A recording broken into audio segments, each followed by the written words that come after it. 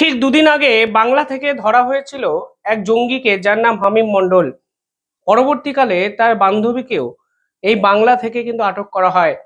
যে বান্ধবীর বিপক্ষে অভিযোগ, তিনি একাধিক রাজনীতিবিদদের হানি ট্র্যাপে ফাঁসাতে চেয়েছিলেন। তাদের আলটিমেট টার্গেটের কেন্দ্রবিন্দুতে ছিল পশ্চিমবঙ্গের মুখ্যমন্ত্রী শুভেন্দু অধিকারী, এবং মুখ্যমন্ত্রীর গতিবিধির উপর তারা কড়া নজর রাখছিল। এই পুরো ঘটনার সঙ্গে জড়িয়ে যায় সাজ্জাদ গোষ্ঠীর নাম। আর এরপর সাজ্জাদ গোষ্ঠীর সন্ধানে গোটা ভারতে বিভিন্ন জায়গায় কিন্তু অপারেশন চালানো হয়। আর আসামে এই সাজ্জাদ গোষ্ঠীর সঙ্গে জড়িত আরো 3 ব্যক্তিকে আটক করা হয় আসাম এসটিএফ এর পক্ষ থেকে। প্রশ্ন ওঠে, শুভেন্দু অধিকারীর মতোই টার্গেটের কেন্দ্রবিন্দুতে কি ছিল আসামের মুখ্যমন্ত্রী হেমন্ত বিশ্ব শর্মা? আসামে কি অপরাধে এই 3 ব্যক্তিকে গ্রেফতার করা হলো? আজকের এই ভিডিওতে আমি আলোচনা করব যে এক্স্যাক্টলি ভারতের পরিস্থিতি ঠিক কোন দিকে যাচ্ছে, এবং এই জঙ্গিরা ঠিক কিভাবে ভারতকে অশান্ত করতে চাইছে। পুরো ঘটনাটি জানতে হলে ভিডিওটি শেষ অবধি দেখবেন।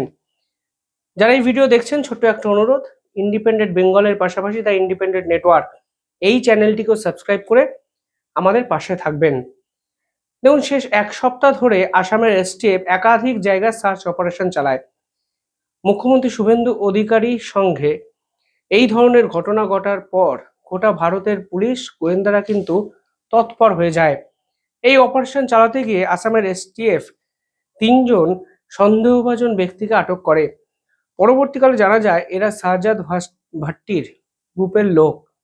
এই শাহজাদ ভাট্টি পুলওয়ামা হত্যাকাণ্ড যে ঘটানো হয়েছিল পাকিস্তানের পক্ষ থেকে, যেখানে আমরা আমাদের দেশের বীর জওয়ানদের হারিয়েছিলাম এবং সেনাবাহিনীর কনভয়কে টার্গেট করে হামলা করা হয়েছিল পাকিস্তানের জঙ্গি সংগঠনের পক্ষ থেকে, তার প্রধান অভিযুক্ত ছিল সাজ্জাদ ভাট্টি।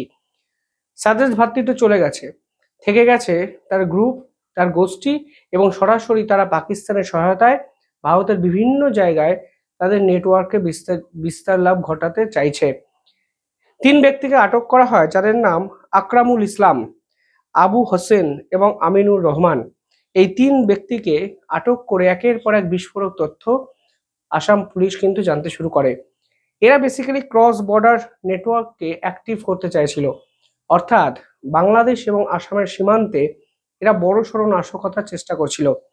এবং যেহেতু গ্রুপের নাম সাজ্জাদ ভাট্টি, এবং তারা যেহেতু শুভেন্দু অধিকারী অর্থাৎ মুখ্যমন্ত্রী, কলকাতার পশ্চিমবঙ্গের মুখ্যমন্ত্রী টার্গেট করেছিল, ফলে প্রশ্ন উঠছে তাদের টার্গেটের কেন্দ্রবিন্দুতে কি আসামের মুখ্যমন্ত্রীও ছিল, নাকি শুধুমাত্র বাংলাদেশ থেকে জঙ্গি ঢোকানোর চেষ্টা করছিল এরা? এদের আলটিমেট প্ল্যানটা কি ছিল? প্রশ্ন অনেক, যদিও is too early to say যে এক্স্যাক্টলি এই 3 ব্যক্তি কিসের জন্য আসামের বিভিন্ন জায়গায় জঙ্গি নাশকতার পরিকল্পনা করছিল, এবং এদের বৃহত্তর পরিকল্পনাটাই বা কি ছিল। শুধু এখানে ঘটনাটি থেমে আছে এরকম নয়, এই ঘটনার সঙ্গে সাদৃশ্য পাওয়া যায় একাধিক আরো ঘটনার।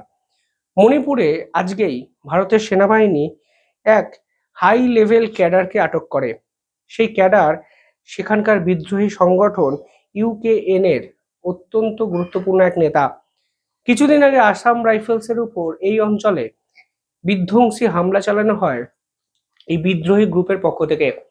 পরে জানা যায় এদের সঙ্গে আন্তর্জাতিক সংগঠন জড়িত ছিল, অর্থাৎ বিদেশি শক্তি এই গ্রুপগুলোর হাতে দিনের পর দিন অস্ত্র তুলে দিচ্ছে, অর্থ তুলে দিচ্ছে।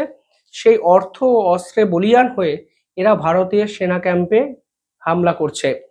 আরো ইম্পর্টেন্ট বিষয় হলো, এই হামলার পরে ভারতীয় সেনার পক্ষ থেকে একটি সার্চ অপারেশন চালানো হয় মণিপুরের বিস্তীর্ণ জায়গায়।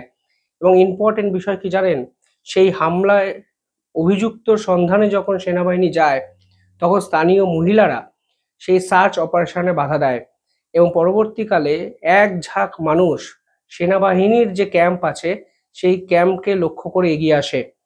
ফলে এই বিদ্রোহী গ্রুপের সদস্যরা স্থানীয় ব্যক্তিদের ব্রেন ওয়াশ করে তাদের দলে টেনে নিয়েছে। ফলে এখানে ভারতের সেনাবাহিনীর বা আসাম রাইফেলসের কাজটা কিন্তু অত্যন্ত কঠিন হয়ে গেছে। সেনাবাহিনীর পক্ষ থেকে বারবার বোঝানোর চেষ্টা করা হলেও সাধারণ মানুষরা কিন্তু কর্ণপাত করেনি। অর্থাৎ একটা জিনিস পরিষ্কার, গ্রাউন্ড লেভেল সাপোর্ট এই অঞ্চলে, অন্তত আমাদের উত্তর পূর্ব ভারতে তারা কিন্তু পেতে শুরু করেছে।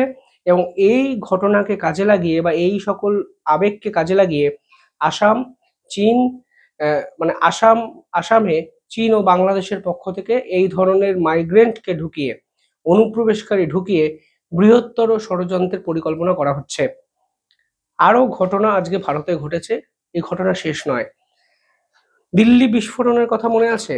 সেই দিল্লি বিস্ফোরণে আমরা কি দেখেছিলাম সমাজের একঝাঁক ডাক্তার কিভাবে ভারত বিরোধী ষড়যন্ত্রে লিপ্ত হয়েছিলেন।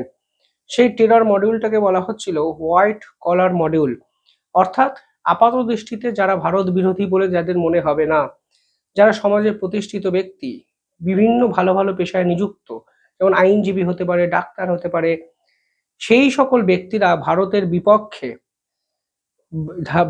বিপক্ষে ষড়যন্ত্র করছে।